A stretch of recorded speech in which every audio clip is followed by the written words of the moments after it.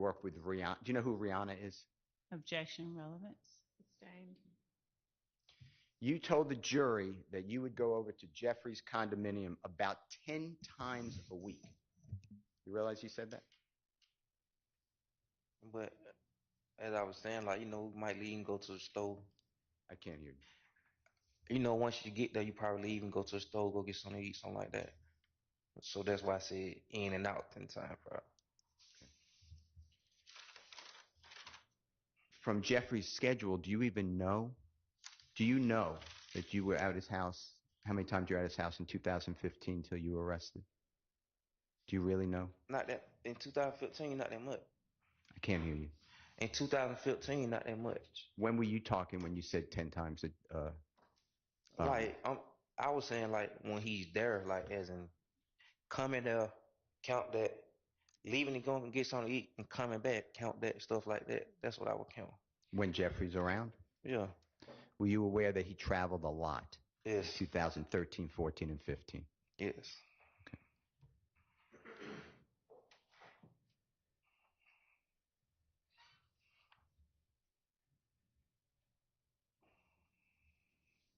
Do you know when Jeffrey moved out of the Cleveland Avenue area? And if you don't, just say, I don't know the year. I don't know that. All right. Now, you were asked about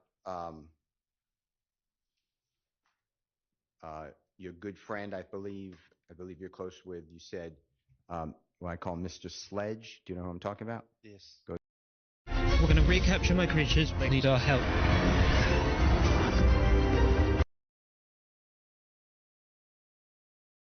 To this day? No, I've been locked up. I told you that. Since you got out? No, I ain't been around nobody. Okay. He was given a title. Do you know what title that was? I'm going back to 2014 and 15 to work with the record label, YSL. Yes. Do you remember the title? And if you don't, just say, Yeah. What was it? Security. One more time. Security. Okay. And do you know whether there were other people, do you know, who were actually also doing the security and trying to teach Mr. Sledge? Yeah, like bodyguards and stuff like that. One more time. Like bodyguards and stuff. That what you mean? Yeah. I can't hear you. Like bodyguard. Okay. Yeah, bodyguard, security. That's right. Yeah. And were you aware that there were other people training Mr. Sledge on how to look for bodyguards? Were you aware? And if you don't know, just say, I don't know. Like telling him stuff like Yeah.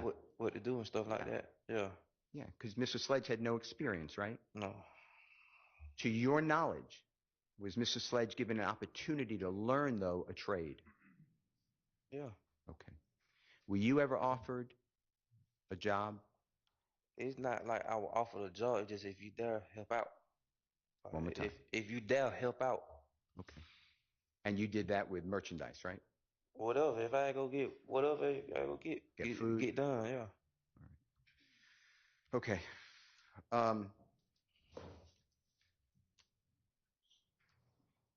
Now, I'm not going to go into unless you want to, but you mentioned several times illnesses. Yes. You didn't feel well. And on Friday, when you came here the first time to testify before this honorable jury, you were wearing a jail uniform. You remember that? Yes.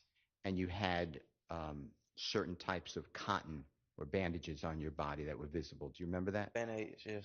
All right. And you came from the hospital. True? Yes.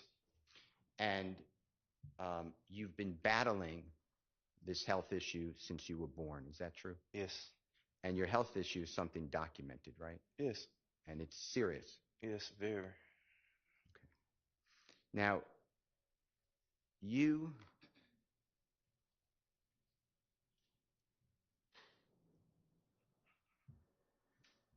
had prior, you were called to this courthouse on around January 10th and 11th of 2023, a year before this year. Do you remember that? Yes. And you came from Augusta, Georgia area. Is that true? Caroline. Oh. Sustained. Do you remember Lawyer Love? Objection, Your Honor. Relevance to this entire line of conversation about previous appearances by this witness? Goes to bias. I don't know what it's going to be. I could tell you. Your Honor, could we approach him? He Yes. so that he is not improper. Let's take our morning break.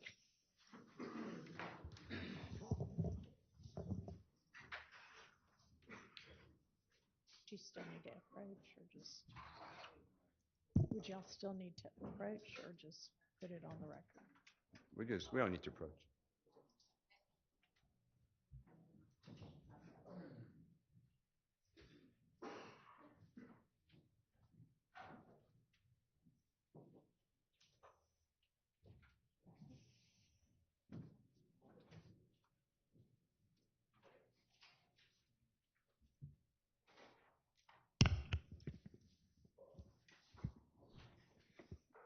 Your Honor, ma'am. Okay.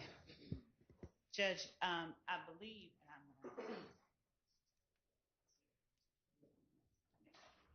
No, I'll get out of your way. Your Honor, I believe that How the hell they about to go on break already? line of questioning that Mr. Steele is going to get into is one that he has attempted to raise previously with the court's predecessor. Mr. Steele announced on the record that he wanted to bring in Mr. Zachary's lawyer to prove that I had committed prosecutorial misconduct. Mr. Steele represented that that witness would tell the court that I told Mr. Zachary he was going to get arrested if he did not come on that particular day. I'm aware of, I know for a fact when there's the questioning about that appearance that Mr. Zachary made earlier in this trial, I know who it was that said what. In other words, Mr. Steele represented a falsehood to the court. I had not told him he was going to get arrested. I didn't say anything of the sort. As a matter of fact, only his attorney spoke to him while I was on the phone. And so when Mr. Steele says to the court that it goes to bias, I would ask for a proffer from Mr. Steele about what he intends to ask this witness and the relevance of it. Mr. Steele?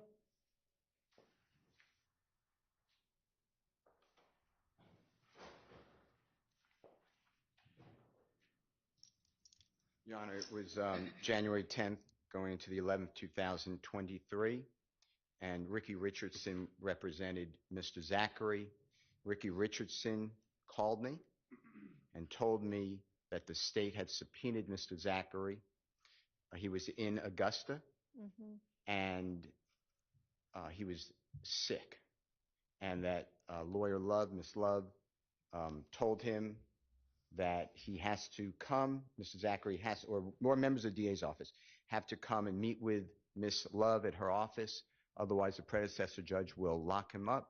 He was asking me, are there any witnesses coming to court that day? I said, no, we were barely in jury selection, which started on January 4th, 2023.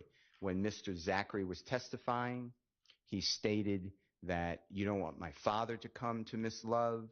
He stated he to me shut down on questionings to Miss Love, so it looks like he somehow now he's answering questions on cross-examination, and I want to bring out the fact that he does not trust the state. He said he wouldn't take medicine from them.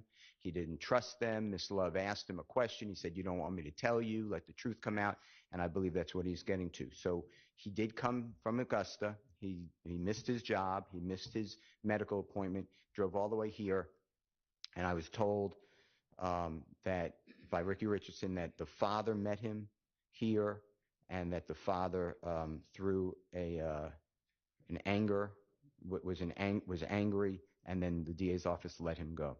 That's what I was told. I'm going to ask him his opinion. It goes to his bias. Why was he acting that way on direct examination? That's what I'm going to ask him. All right, I don't see you can ask him if he, likes the state or something, but we don't need to get into all of the back and forth behind it.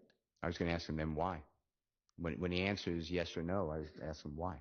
Why do you have that feeling? Well, you can ask him that. Okay, then that suits me. Thank you, Your Honor. As long as there's not that specific line of questioning that was presented early and it's just a, how do you feel about the state and why, then I don't have any further objections. All right. I mean, I don't know what his answer is going to be, but, you know, okay, we'll just see what he says.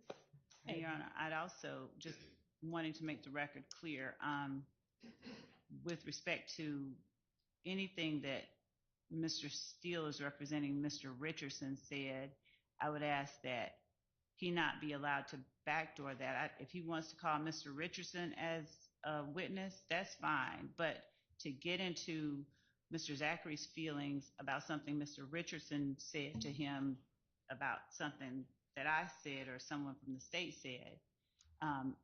Well, are you representing that nobody from the state said anything like that? I'll tell you exactly what happened. We called Mr. Zachary. I called Mr. Richardson.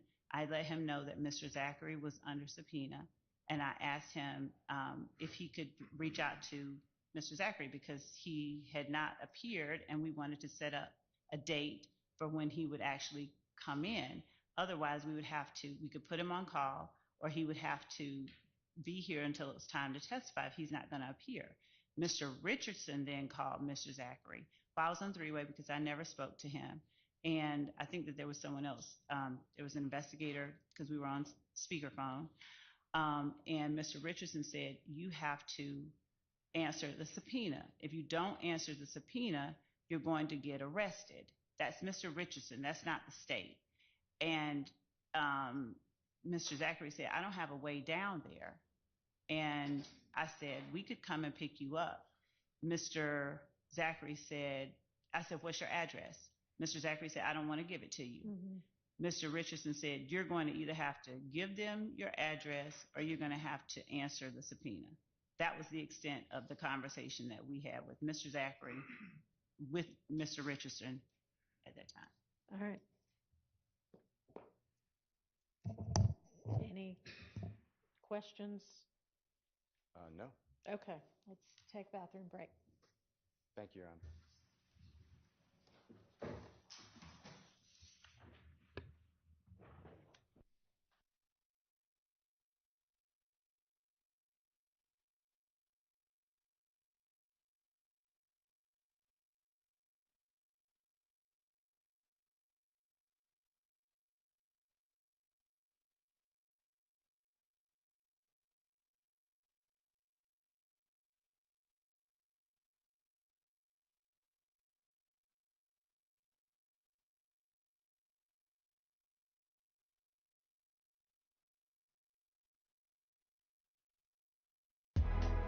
You're just too good to be true.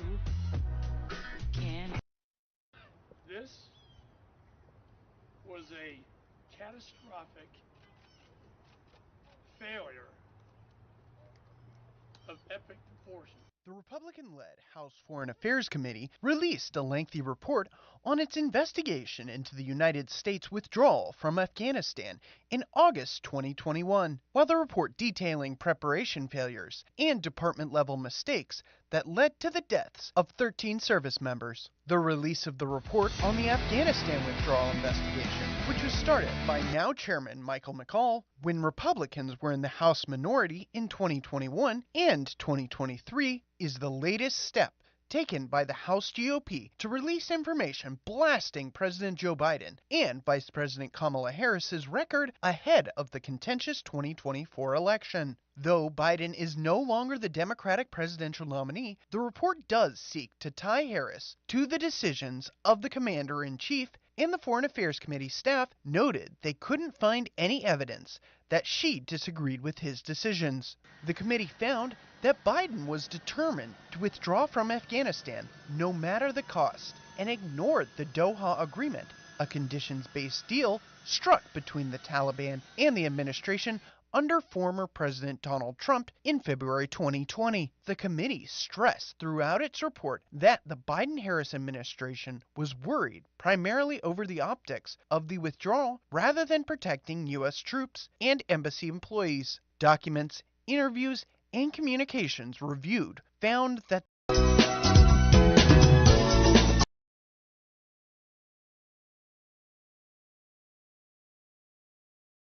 not prepare for worst-case scenarios, which the GOP said negated the claim the administration didn't want to alert the Afghan government the U.S. was leaving. What was the problem in Kabul, in Afghanistan, at Bagram?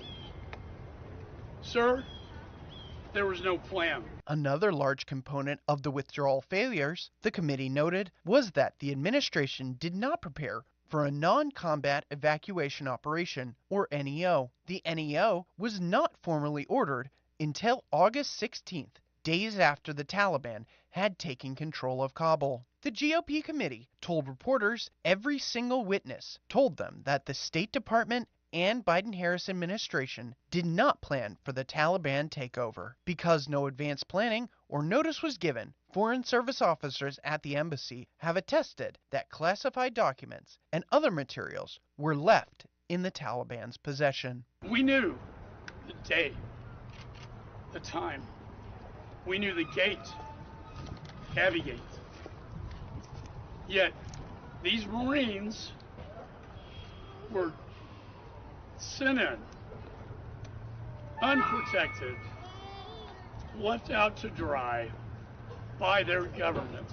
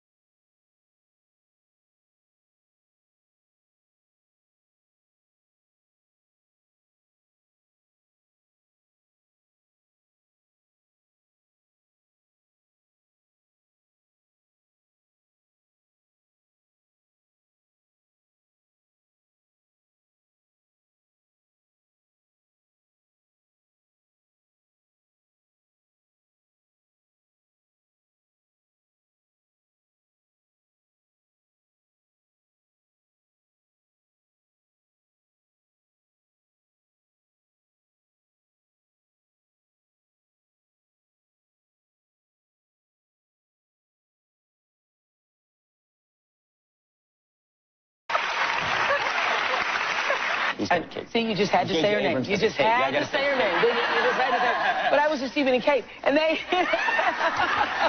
I'm a hugger, you know what I mean? Yeah, I know. I give one of these. Yes. So that's what it's like with Stephen and I, you know? Yeah, and when you've been hugged by Tom, you've been hugged.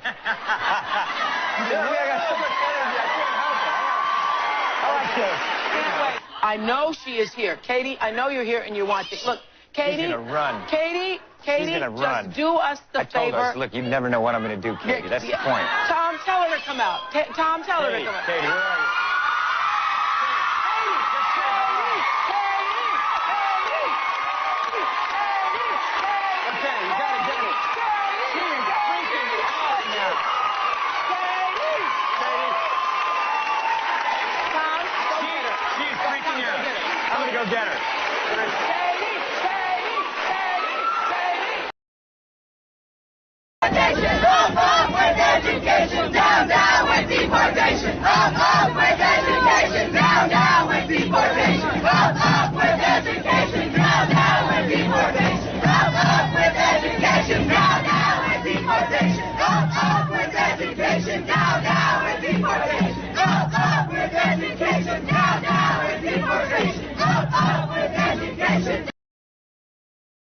Now, she look goofy as hell doing this shit right here, man. I hate to say it. This shit crazy. Down, down with deportation. Up with education. Down, down with deportation. Up with education. Down, down with deportation. Up with education. Down, down with deportation.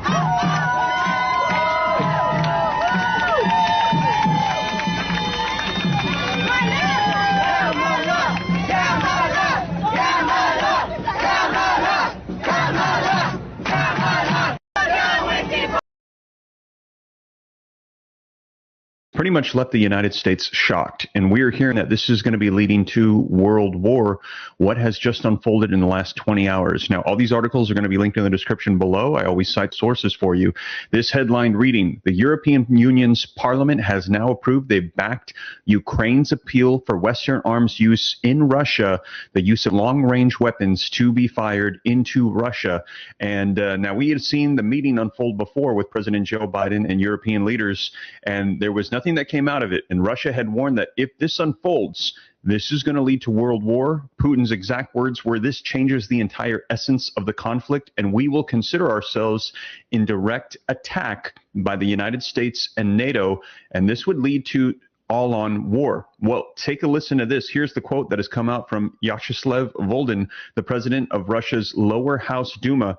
He has just said this. He said, "What the European Parliament is calling for right now leads to a world war and the use of nuclear weapons." He warned as a result of what has just taken place. Now, I'm going to be sharing with you the details, and in addition to that, what the United States' stance is on this, because right now I'm also looking at articles that are saying that the U.S. is seeking clarity from Ukraine on the expanded use of long-range weapons. The United States saying very clearly that what you are proposing to do will lead to an escalation of war. And what they are saying is nuclear war, world.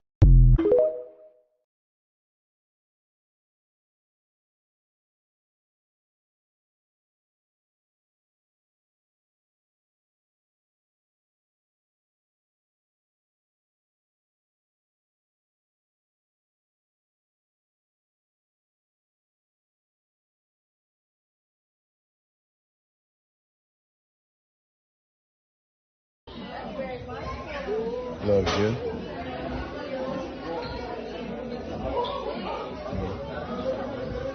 But you cannot even type in the word Jesus. We cannot allow this text on the can. Everything else is good though. Even if I put, let's see, Satan. Oh, no, bro. Hold on. Satan loves you. You can put that. You can put Satan loves you, Allah loves you, Buddha loves you. But when you type in this word, you can't even type the word in. That's crazy. That's ridiculous.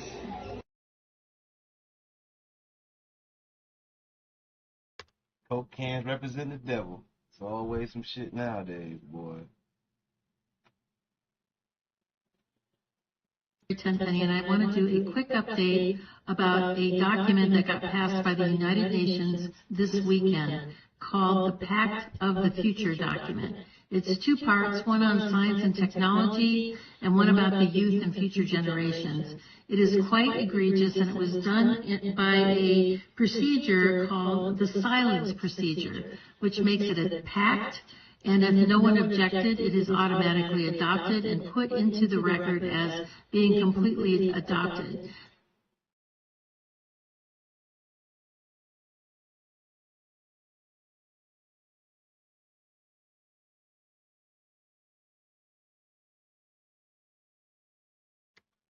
This is the World Health Organization's runaround, or end around. Since they were not able to get the World Health Organization treaty passed, they decided to take it to the General Assembly.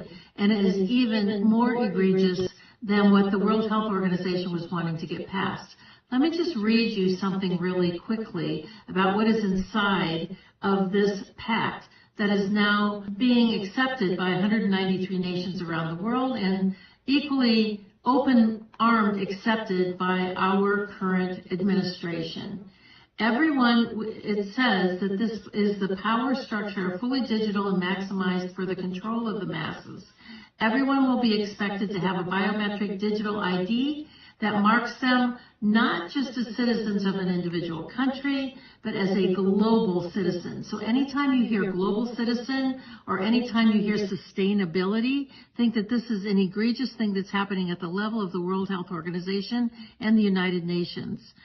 Anyone that has a dissonant opinion will be labeled as misinformation, disinformation, or malinformation and memory hold. Perpetrators for unapproved information will be fact-checked and punished by the system, which will be operated and enforced by artificial intelligence. Punishments will include being locked out of one's bank account, being unable to make certain purchases, unable to get on an airplane, on a subway, drive on public roads. This is the future, according to the world. Hi, everyone. This is Dr. Sherry Tenpenny, and the system, which will be operated and enforced by artificial intelligence. Punishments will include being locked out of one's bank account, being unable to make certain purchases, unable to get on an airplane, on a subway, drive on public roads. This is the future, according to the world's self-appointed overlords at the United Nations. These are unelected bureaucrats that are making decisions about our country, our sovereignty around the world. Nothing could be more important at this point in time than to get prepared. Have water, food, digital access, flashlights, a way to communicate with family and friends. Now is really the time to get involved and get prepared, because this is what's coming. Our Congress is sitting on its hands. There was a press conference on the 17th about this, and no further action has been taken. So it's up to us to mobilize and to go forward, particularly with your local sheriffs, to get your constitutional sheriffs to say, this isn't going to be allowed in my county. I would like to hear the recording so we don't waste time, because we're going to hear it later. And I'd like to hear the recording, and if everyone wants to hear it, if it's having a hard time getting through the filters, we could just play it right now if it's a 3-minute recording. Go ahead.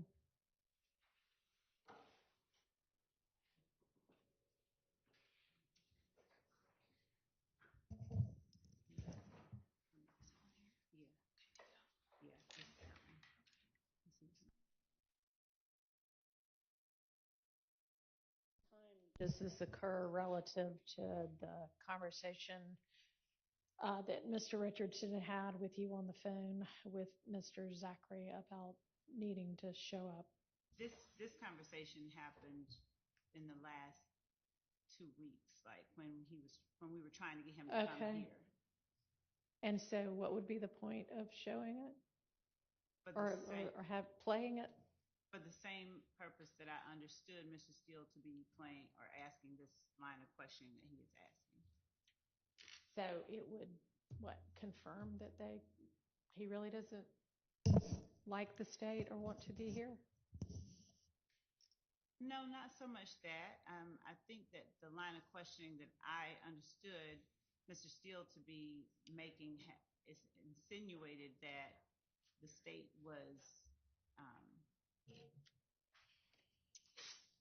intimidating is the word that he uses, often intimidating the witness or harassing him or something like that. And I had asked. Is that what you're trying to get at? No, it was more his, excuse me, I didn't mean to say him. Mr. Zachary's perception, the way I understand what went on, and Mr.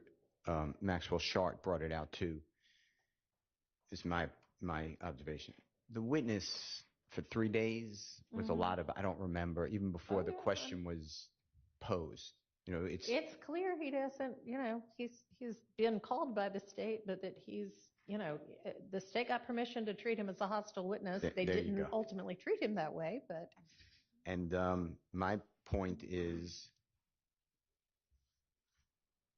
why did you act like that? And if he says, just because that's the way I am and I'm flippant or I wasn't feeling well, that'll be it.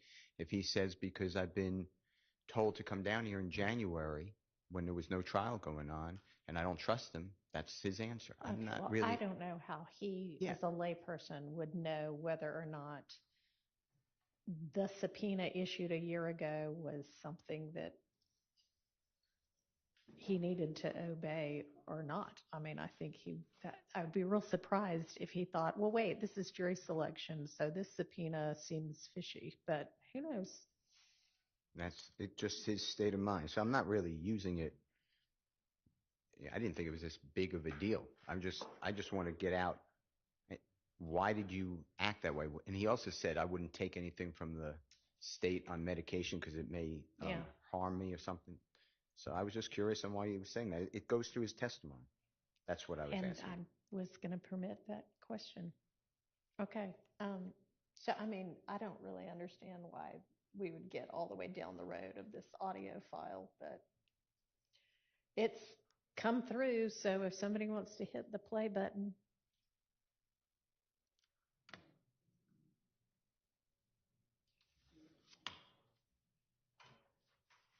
Is this Mr. Zachary saying anything, or is this just his father? All right. Hey, you got something looking for us for? You got a subpoena thing you looking for us? Who is this? I know you don't have a warrant because the subpoena expired, so you got a warrant or something you looking for us for? Who is this? You know what you're doing is illegal, right? Who is this? It's Mr. Zachary. I got Quindarius right here on the phone. Okay. I want to know what's your problem, sir.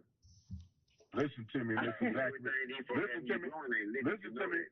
to me, Mr. Zachary. Now, listen. Your son asked the question. I'm calling Brian Steele. Call whoever you like, sir. I'm calling Sharp. Call whoever you like. Call whoever you like, sir. Call whoever you like. Call whoever you like, sir. We'll turn ourselves in. Where you want us to come to? I asked your son where would he like to meet. He asked me if I was in Augusta. I told him he knew I was in Augusta. So okay. So what we meeting up for? You tell me where you like to meet at, sir. So then what's the issue? What we meet? What do we meeting up for? Sir, I'm not gonna talk to you. I'll talk to your son. Oh, he's right there. He's listening. Okay. All right. So where would you like to meet, Mr. Zachary? You got a warrant or subpoena? I have a warrant for your arrest. For what? How you gonna have a warrant for somebody in the hospital? Sir. How you gonna have a warrant for somebody been in the hospital? Sir. Can I see who is your supervisor? I am the supervisor. May I please know who your supervisor is, sir? Sir, is your son willing to meet? Are your son? Are your son? You can't deny. Are your son? You can't deny me. Mr. Zachary,